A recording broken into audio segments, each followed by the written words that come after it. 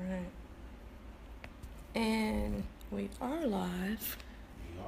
Yes, we are live.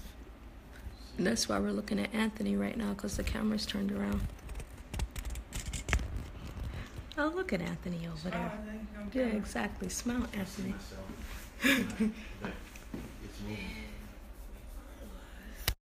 Mute your camera. Oh. You're gonna mute your Alright,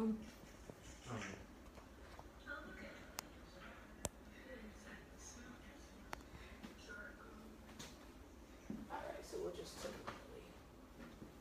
I'm gonna log in over here real quick so that I can get the questions that come in. Okay. Because I will not be able to see on that phone. My eyes are not that good. Aren't that good at all.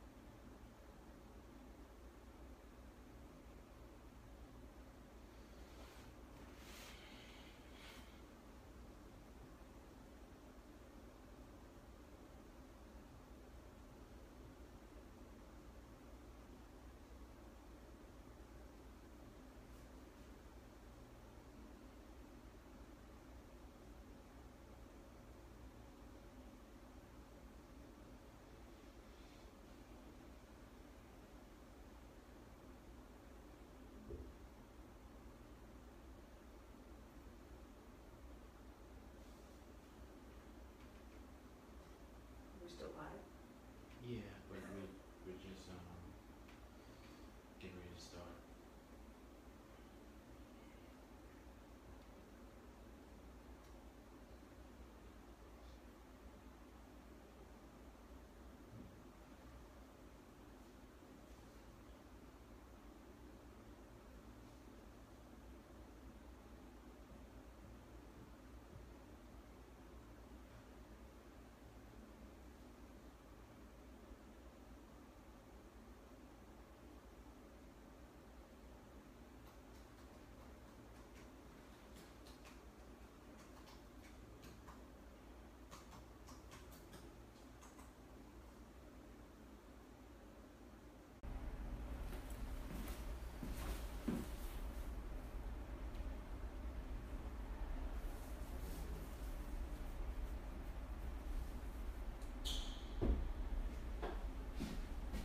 Alright guys, let's do it. I was gonna say, you just had a phone call. And what happened? Ali, I kind of hung up on it. It interrupted, but it seems to have reconnected. So I think we just gotta turn it around and let's get started. Okay. So when a phone call comes in? Yeah, we're gonna get up and stop it. Alright. Let's try to first. Let me. Yeah.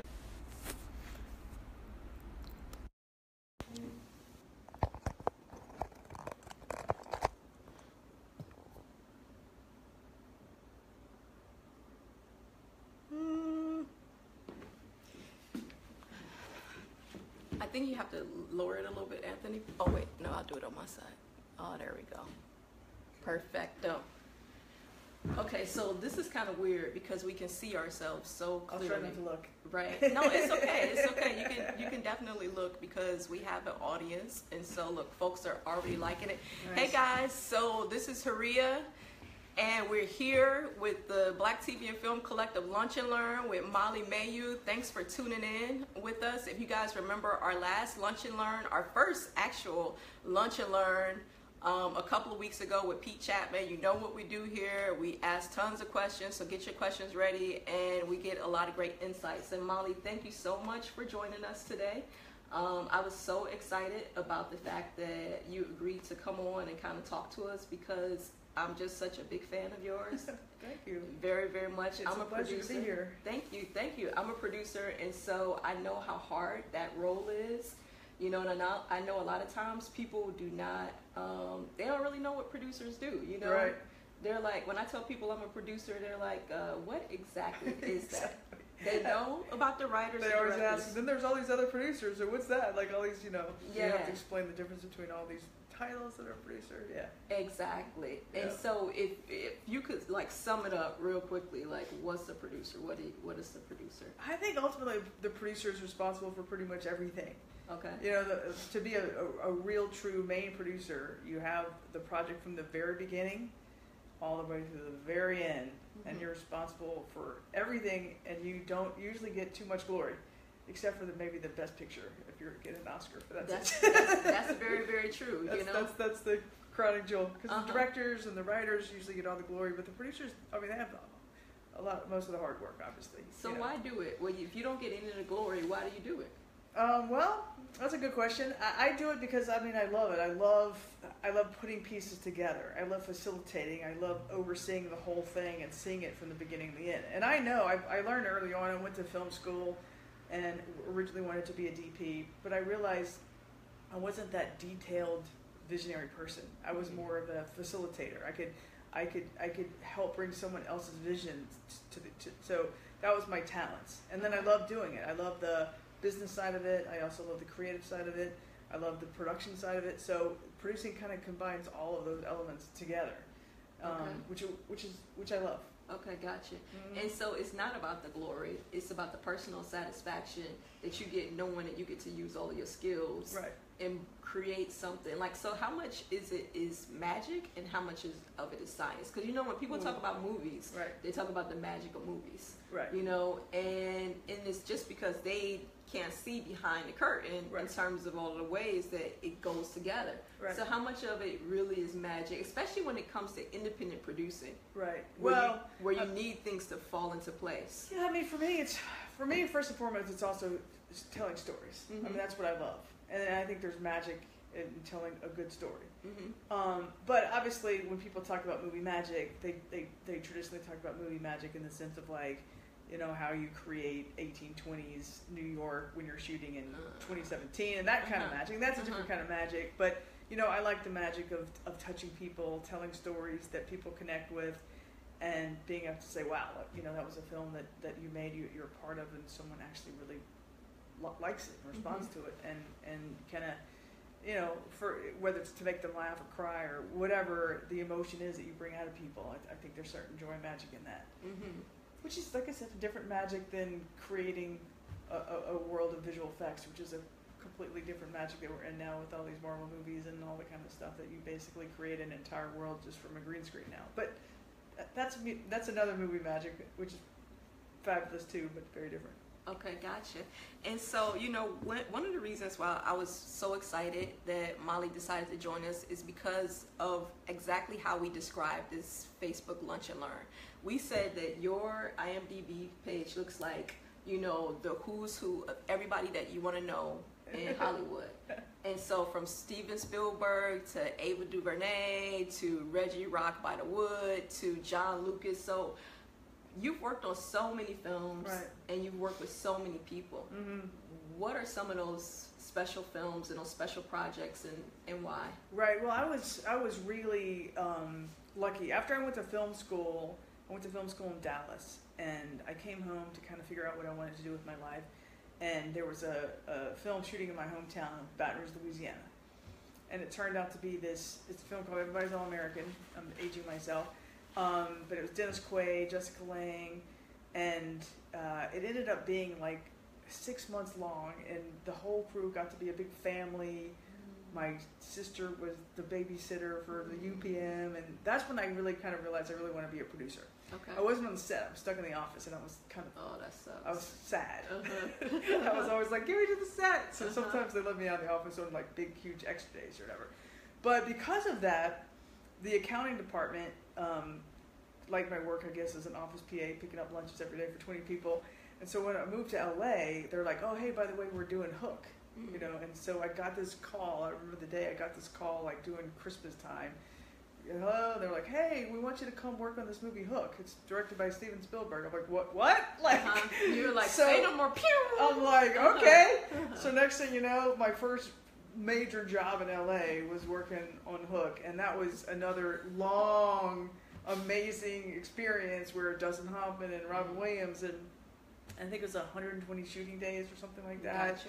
And that was a little bit still the glory of kind of Hollywood where money didn't matter as much. Gotcha. You know, so it was just like Steven would go home on the weekends, edit the film, and he wouldn't like half the footage. So he'd go back and recut. So Monday we'd reshoot half the stuff we shot the week Get before. outta here. So it just kept going. It So was the budget was blown on that? Yeah, it was blown. And at that time, no one really cared because it was, Uh-huh. you know, that kind of before they started Reeling in the budget. reeling in the budgets.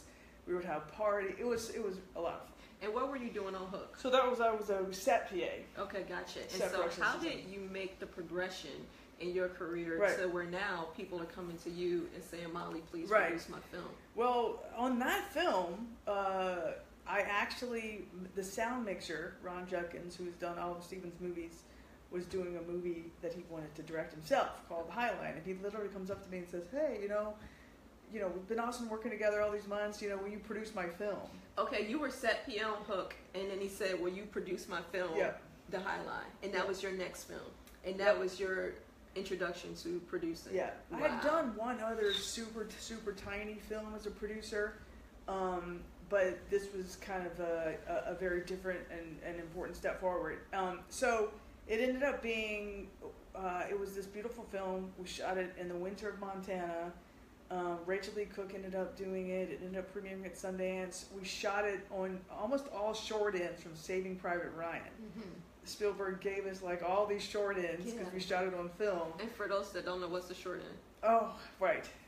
Well, in the old days when you shot on film, Okay. you would load a film magazine, and anything that wasn't like anything that was left over in a magazine were called short ends. So it was film stock. yeah, so it's film stock. So a 1,000-foot magazine, maybe you'd only use 800 feet of it, so 200 feet of it becomes short ends. So Stephen gave us all of these short ends so we could shoot the film. And the film stock is really expensive, right? Yeah, that's And why so- it's when you're doing a small film, it's really important. Okay, gotcha. I mean, you could spend thousands and thousands of dollars. And Wally Pfister ended up shooting that movie.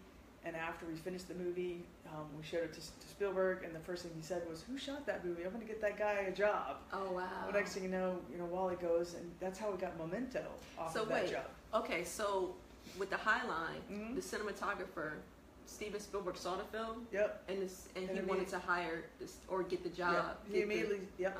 So how did Steven Spielberg see the Highline? We showed it to him. Okay, gotcha. Yeah. So he was kind of a So mentor you of all ours. picked up the phone. You was like, Steve, this is Molly. We actually, yeah, there was a period of time where I was between Hook, a couple of other films I did with him, so I got to be very friendly with him. So, Okay. and he was kind of like helped. He wasn't an official executive producer by any means, but he was friendly to me and obviously to Ron. So he watched the movie, and yeah, first thing he said was, "That DP is so talented. I'm going to get that guy a job." Mm-hmm. And as a result of that, Wally got Memento, Mm-hmm. which led to him working with Chris Nolan, Mm-hmm. which led to him getting Wow. an Oscar and doing all the Batman movies and all that stuff. So anyway. So I gotta tell you that in that story, one of the things that really sticks out to me is that you really leveraged the relationships and the opportunity that you had with Hook Right. to really develop the relationships with people around you in Yes. such a way that you developed a friendship with Steven Spielberg. You developed such a friendship with the director of the Highline, and he wanted you to come on and Right. produce it. And I'm sure that it wasn't just those two. I'm sure it was everybody around you. Right. So how did you recognize that how important it was to really develop strong relationships, Right. or was that something just naturally for you, or did it take effort? And is that something that's carried you through in your career, Right. just the relationships? Well, I mean, I think that's a great question. Relationships are really important in the film business, and I honestly don't think that I do a good enough job nurturing those relationships. I think for me, more than anything else, I think people recognize when I work hard and I dedicate myself to doing a good job, and people notice. I'm not much of a networker. I feel like I should be a much better networker. I have certain friends that, like, you meet someone and all of a sudden they're meeting with them and you're like, what? Are you just gonna, like, they're such networkers. I'm not. I feel like I need to do that more. But with that said, I think it's important to work hard. I think it's important to be polite. I think it's important to give back. All those things I think people recognize. And if you're a good networker, great.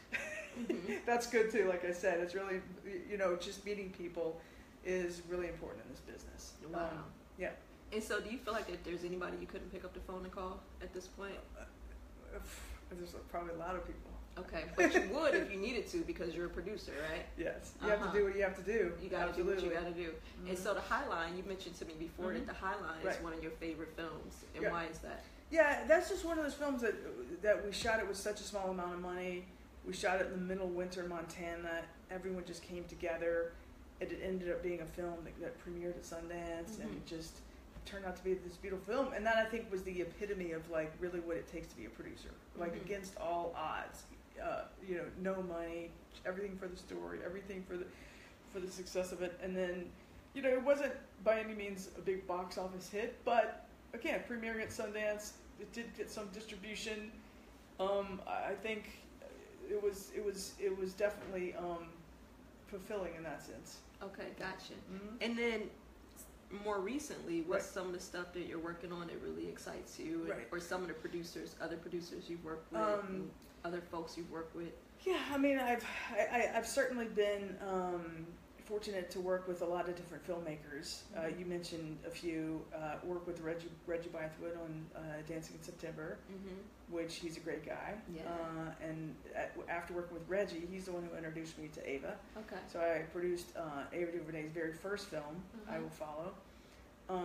And recently, I have a couple projects that are in development. I have this one. So wait, let me ask you one question about I Will Follow. Go ahead. So did you guys have the Penske product placement or not? Because sometimes when I was watching that film, I saw tape over the P, and it was just Penske.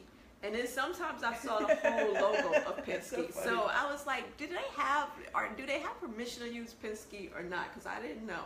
Which one was it? Okay. We did. God, that was a long time ago. But we did end up using like some kind of product placement company that I did give us Penske. Okay, gotcha. And so did you guys get all the trucks and stuff for free?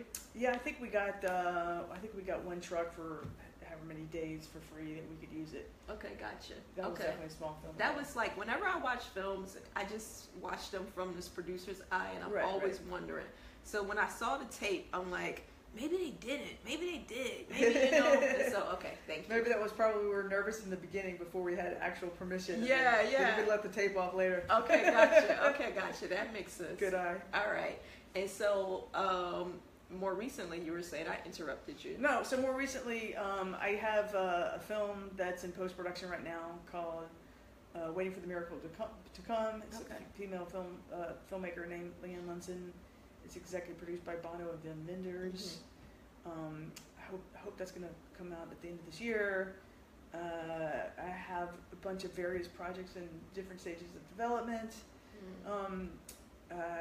It's independent film right now is a little bit of a challenge in terms of financing. So you kind of got to find a will and a way, like you were saying, when you're a producer, you just got to figure out a way to get it done and get it made. So are you excited about, equity, crowdfunding, and the ability to raise money for films in just the general public, or does that really, is it not developed enough, or maybe enough people don't know about it yet for you to be excited about it? It's a real option. I mean, I think it's exciting. In some ways, the independent film world right now is the most exciting that's ever been, because you have an ability now to make movies. You can't be stopped now. Films are cheap. People make movies on iPhones now, and that do really well. And so, and if you want to tell your story, then you can go raise the money in crowdfunding. So that's the exciting part, for sure. The challenge now, I think, is when the film is made, how do you get it seen? And so it becomes marketing. Like nowadays, whenever you do a movie, you shouldn't do a movie now unless you have a marketing plan. Like, obviously, budget and all that kind of stuff is first and foremost. But once that's done, you have to ask yourself, okay, who's the audience? How do I want this film to be put into the world? It could just be something personal that you don't necessarily care about connecting to a bigger audience.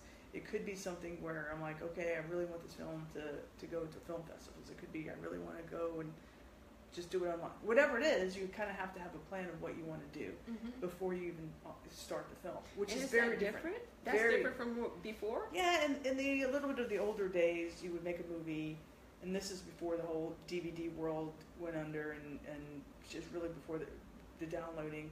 You could make an independent film films were inherently a little bit more expensive, so there weren't as many films being made.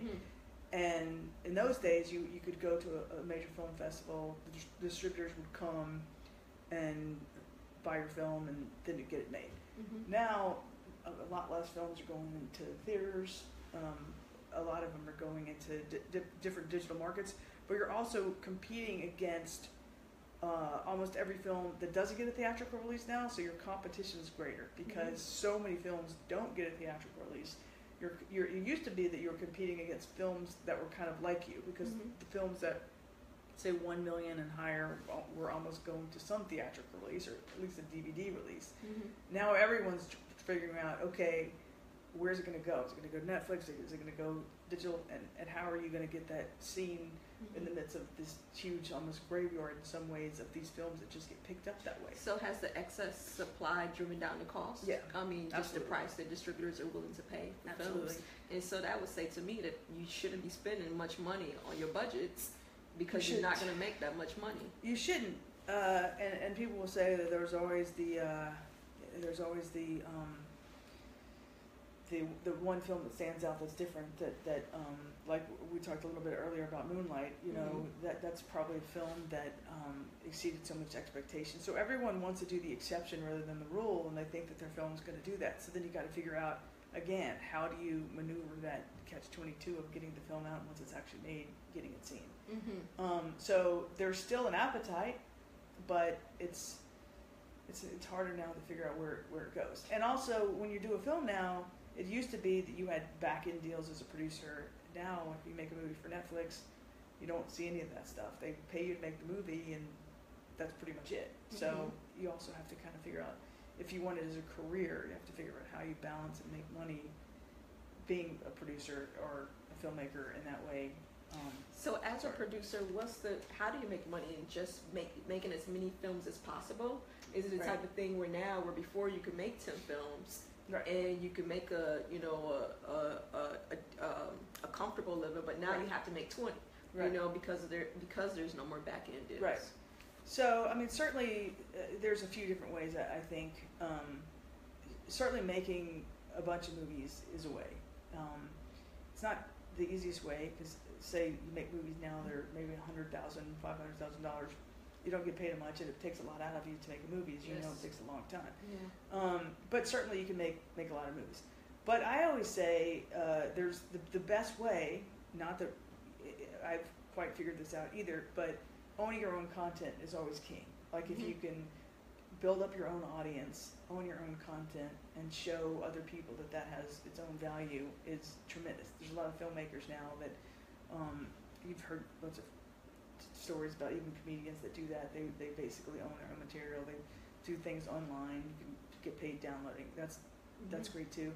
A lot of people are going into television because there's a lot of money into television, and people say that television is the new independent film, because a lot of independent filmmakers are going into television because it's very similar skill sets. They don't have a lot of money to make TV shows now, but they're higher qualities and expectations of quality is high. So a lot of independent filmmakers that know how to do television and that know how to make films that are high quality but less budgets are going into TV. And then, you know, there's completely outside the box. I feel like a certain direction that advertising is going to is stories in advertising. You know, like little mini movies that may be branded movies. You see more and more, because I think people, in order to watch commercials today, they don't really want to watch the traditional 30-second spot, but they'll watch a 3 to 5 minute film about someone's journey that may be sponsored by Nike or whatever it is. So I think those are ways that you have to kind of figure out how to make money.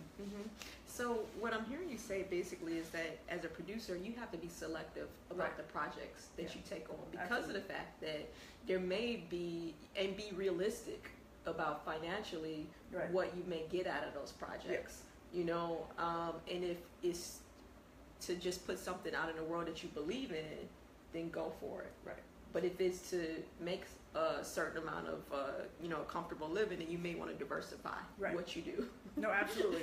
You just hit it on the head, because a lot of times I'll read a script and I'm like, wow, it's a beautiful story, but I don't really know how to raise the money, or if I do raise the money, I don't know how to make money off of this or something, like, so I have to be really careful, even though I'm like, I'm sorry, I wish I could help, I think it's a great story, good luck with it, but for me to spend the next X years of my life getting this off the ground, of how much time and effort and energy it takes, on average, how many years does it take to produce a film? You sounded tired when you said that. Oh, three to 5. Yeah. Okay. Something like that. That's a long time. On average, yeah. That's a very, very long time. All right, we're going to open it up and take some questions. Let's see what folks have in store for us. And I can't see all the way up there. So let's see what folks have. People are asking questions? Yeah, people are asking questions. So if somebody wants to become a producer, right.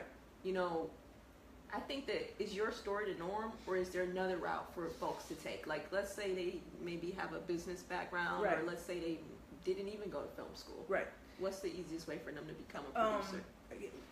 Being a producer, really, if you didn't go to film school but you still love movies, the biggest way is just to be, as I said before, a facilitator. Whether that's helping raise the money, helping put the elements together that you need, put together a really good marketing plan, being a good salesperson to other people to finance the movies or get the movie made. So I believe there's kind of two types of producers. I came up through the production ranks, so I know production, but I've worked with a bunch of producers, and there's a bunch of producers out there that don't know the first thing about working on the set, and they're quality producers as well, because they know how to put pieces together and know more the business side. Not to say that they can't be creative as well, they certainly can, but they just may have a little bit more of the business experience than someone who's came up through the nuts and bolts of production. Gotcha. And then how do you go about raising money for projects? Well, does it differ for every single yeah, project? Every project is really different. So sometimes if you have a project, you may say, okay, with this project, I'm going to attach a director first, and then that director is going to hopefully be at some point in his or her career that they can attach certain talent, and then you get the whole thing, it's called packaged, and you take it to different financiers, and you say, hey, I got this film, this is the director, or this is the cast that's attached, and people will hopefully give you money. Okay. That's certainly a way. People as in investors, or like a distributor at that point? Yeah, investors or production companies or distributors. There's still a way where you can put together a film where you may have a combination of all those things. So let's say you have a cast that has some meaning overseas. So a foreign sales company may say, okay, based on the value of your cast, I'll give you $500,000. You may have an investor that likes... And they give you some of that money up front. They do, yep. They give you some of that money up front. But then there's also companies that will take the value of the project and the value of the pre-sales, and this is where it gets really boring. No, it's information. This is not boring. This is information. Yeah, so you have senior debt lenders. It's almost like a bank. Okay. Will loan against the value of the cast. Okay. And they'll also lend you money against certain tax credits. This is like my normal Bank of America, or is this certain like finance focused banks? I don't think Bank of America has that. But there's certain banks like First Republic, and there's different banks that do. I don't think Bank of America does per se. But when I go deposit, I'm about to go in there. You're about to go in. Yeah, I'm you're about to ask them to finance your movie. Yeah, exactly. There's they a lot know me in there. They know me. There's a lot to do, but there's also companies that specialize in senior debt lending. Okay. So you can, that's called mezzanine financing, where you put those 100% of the pie that you basically piece together, where you may have some equity, some foreign pre-sales. If you're shooting, say, in Atlanta, where you get 20% back of your spins back. So then if there's anything left of that 100% of the pie, that's called gap. So then you have usually another company that will gap. Yeah. So you can have that. You can have a rich equity investor that puts in 100% of the financing. You could go to more of a domestic, like a television company, and say, hey, this is my television idea, and they'll give you what's called a minimum guarantee, which means they guarantee X amount that goes toward your budget that you get up front. So it's how you kind of piece it all together. And if any one of those funding sources pulls out, Yeah. then it could topple the whole thing. Yeah, Or absolutely. is it the type of thing where you have contingency plans in place? Well, I was listening to a podcast on the way here, and they were talking Which about one? that. No, actually, it was a book. It was some guru book, but they were talking about the making of the Dallas Buyers Club, Okay. the Matthew McConaughey movie. Uh-huh. It took them 20 years to make Get that out of movie here. because they had all these different casts attached along the way in the financing. And even when Matthew McConaughey had already lost like 37 pounds and they were 3 weeks away from shooting, one of the financiers Pulled fell out. Oh gosh. And they ended up just doing the movie for less money instead of replacing it because they'd already went so far down the road. Right, and the man already starved himself. Yes. I mean, Yeah. like, So they said, okay, well, we're going to do it. He was almost in the hospital. Exactly. So they're like, well, we got to do it with what we have. So they ended up doing it for $5 million instead of $8 million or whatever it was. Okay. So yeah, but sometimes if a piece falls out, you either have to replace it or figure out how you 20 can do it. years to make that film. Yeah, I didn't know that Brad Pitt was attached to star Get at outta one here. time. All See, these that's people. how long it takes to make movies, guys. All right, so somebody is asking in terms of a web series Yeah. or in terms of short films, Right. how does the financing play for something like a web series? Well, web series. Web series is when I think of web series, I traditionally think of some money that you basically put together yourself and raise money and shoot your own episodes. Okay. Which is a good way because what's also great about that is there's so much content that is needed Mhm. in our technology space. Like Google, Facebook is now starting to have their own need for content. Obviously YouTube. So I think that's great. Again, that becomes a marketing thing when you basically raise money for your own web series. Mhm. Now you can shoot a pilot or a couple of episodes and then go to a traditional channel, Mhm. whatever it is, Comedy Central, whatever, and say, hey, look, I made this. It already has a bunch of followers. Give me money to make an actual, online series. But I think what's great about them is you can do it fairly cheap. You can make your own and build up your own audience. And again, if it's successful, you can take that data and take that interest and say, hey, there's plenty of like YouTube stars that have done that with their own thing that just become like a whatever different Showtime series just based on an offshoot of their own stuff. Right, the fact that they've already built Yeah. and proven that there's an audience for Yeah. what they're doing. Okay, cool. Yeah. So are there smaller markets for independent films who may not get picked up by bigger markets? Well, markets, yeah. I mean, again, it just really depends on where you want the film to go. There's certainly smaller film festivals. You could do a whole festival release where you get paid to travel around the world, Mm-hmm. showing your film at all these kind of smaller, more interesting film festivals, which is great and fun Mhm. because you collaborate with a lot of great people. Mm-hmm.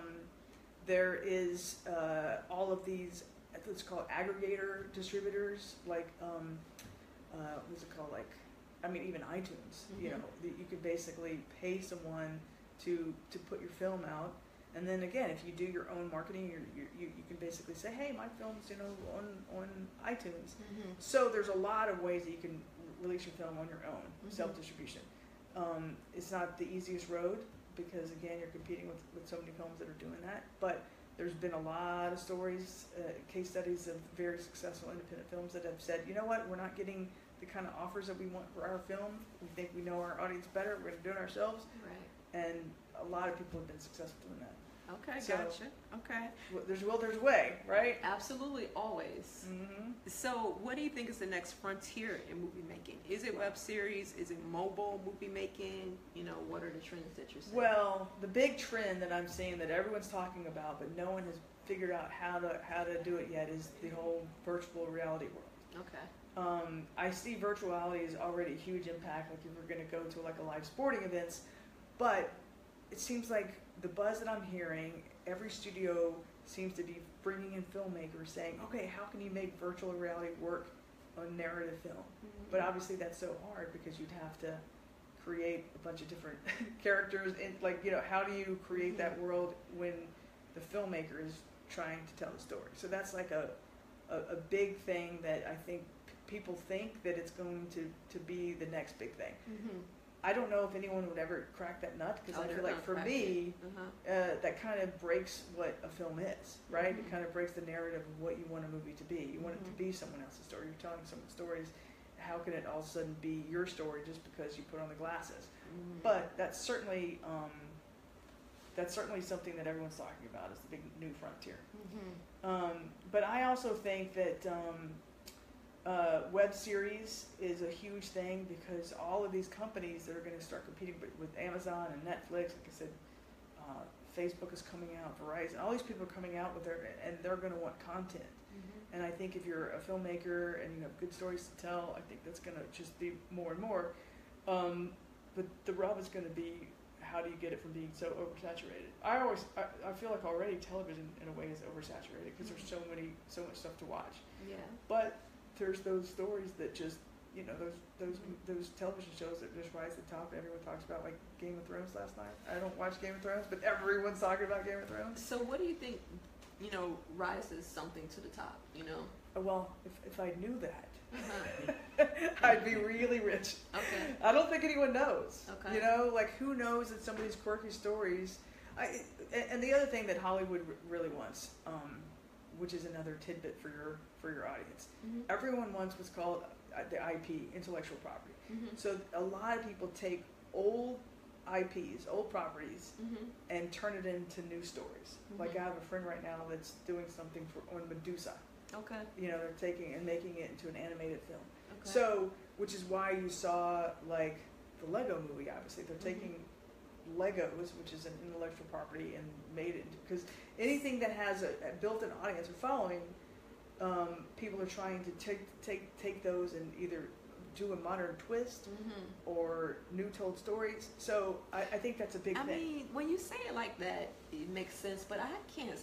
Every time I see these repurposed stories, I'm Right. like, oh my god, why do they not have know. any fresh ideas? I Why know. are they coming out with another da da da da da da? Right. There's so many great storytellers out here right now. So many fresh ideas. Yeah. Why in the world are we seeing that again? Well, the truth is, it's a built-in audience. That's it. It's an easy marketing sell. So that's why. And also, a lot of that stuff transfers really well to overseas audiences. So, and a lot of money is overseas, especially China, Europe. So that's why. Okay, gotcha. So, And so for an independent filmmaker or even just content producer, not necessarily Yeah. film, how do they tap into that overseas market? well, I think that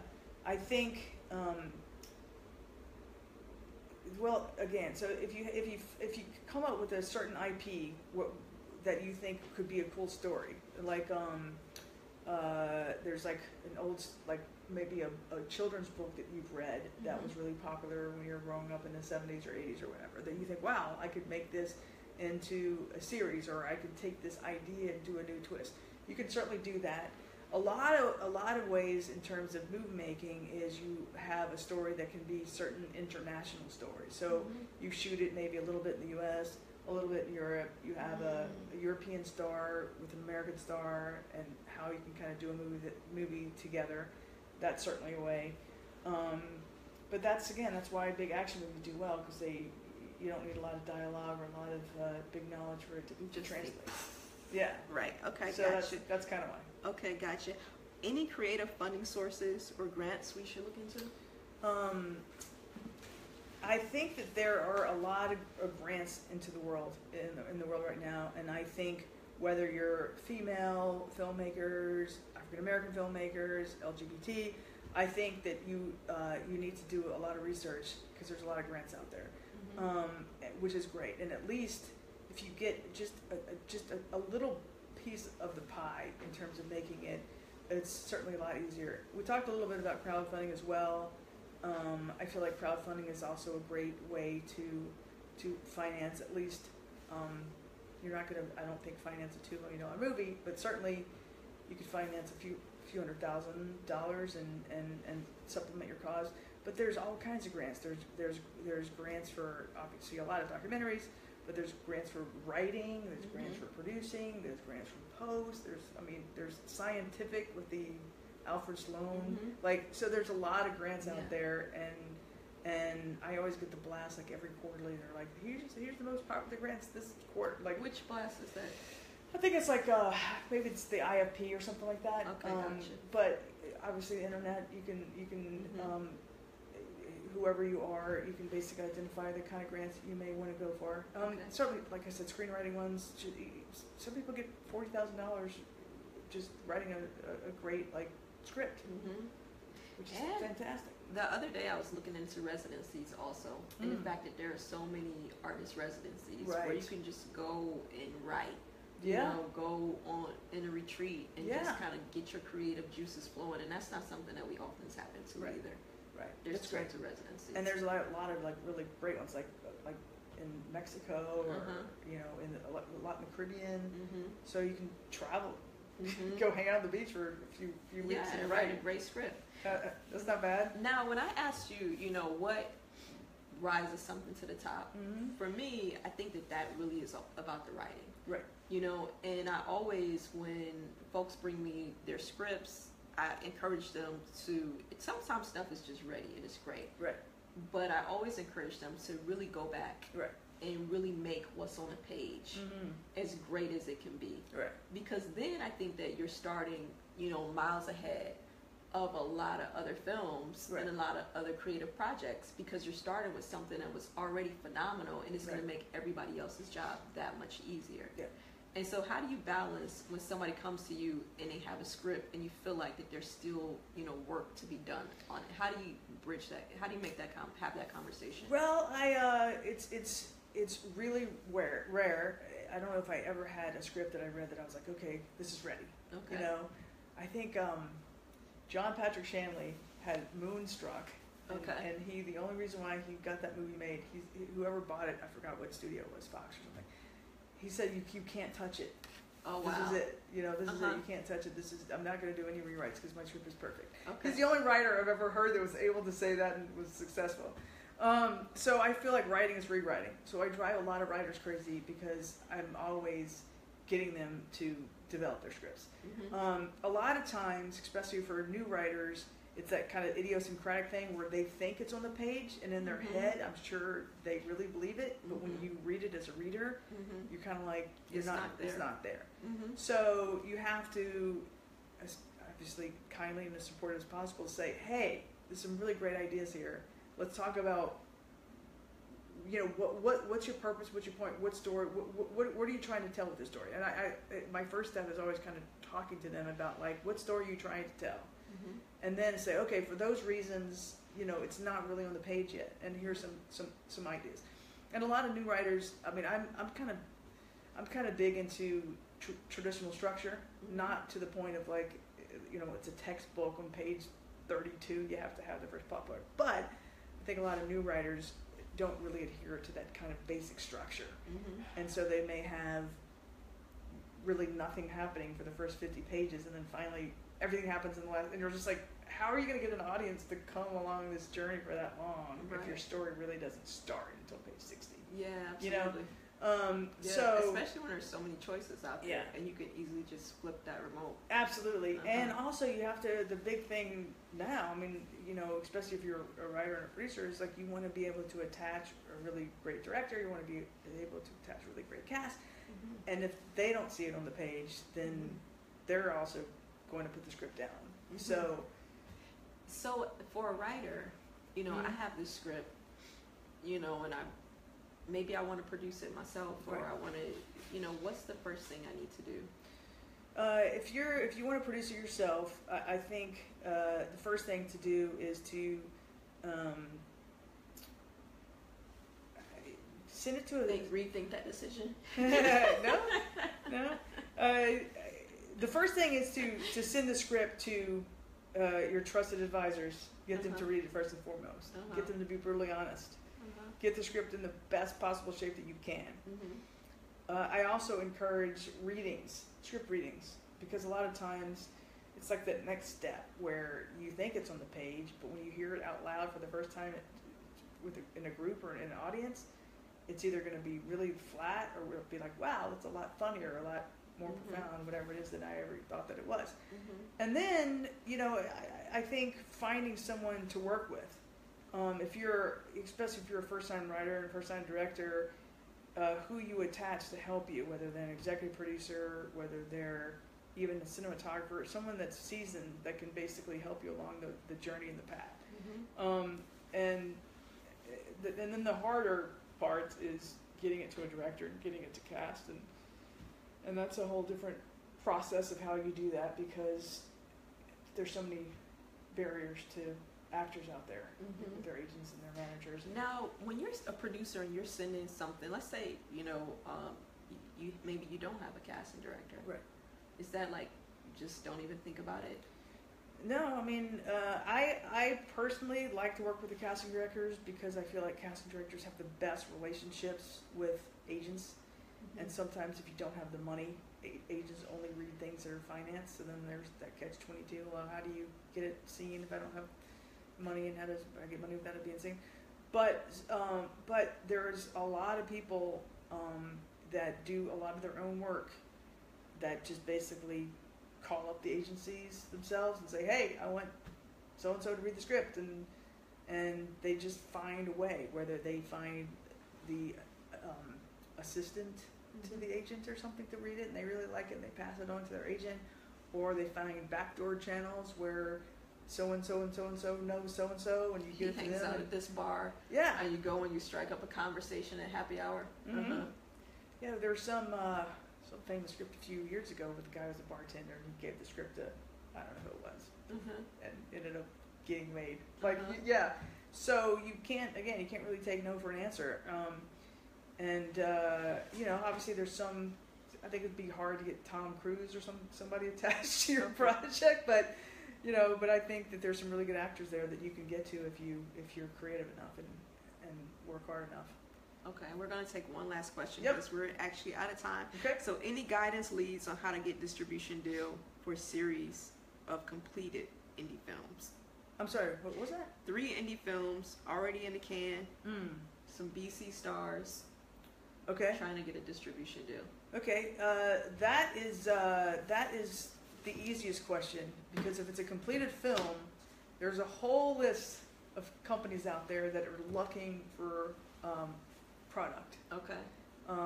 And you could just Google foreign sales companies or movie sales agents, and almost everyone will look at the film. Now you have to be careful. You can't do it where you just send everyone a link and then it gets pirated and it's out into the world. You got to do it selectively. But I would put together a really good little marketing plan piece and say, hey, this is the film, this is who it is, this is who I think the audience is, this is the film, could you please watch it?